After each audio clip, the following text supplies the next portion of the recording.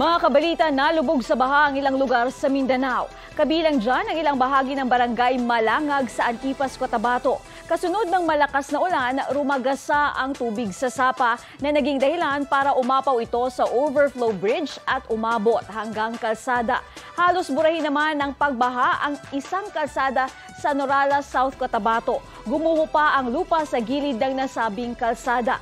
Sa malakas ding pag-ulan, isinisisi ang pagragasa ng tubig sa ilang bahay sa Matanao, Davao del Sur.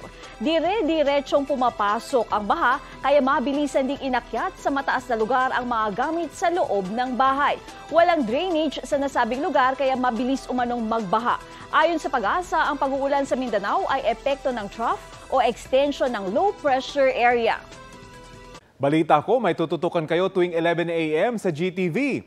Alamin ang mahalagang balita at impormasyong dapat niyong malaman sa Balita Ko tuwing Lunes hanggang Biyernes.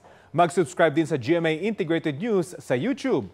Sa mga kapuso abroad, maaari po kaming masubaybayan sa GMA Pinoy TV at www.gmanews.tv.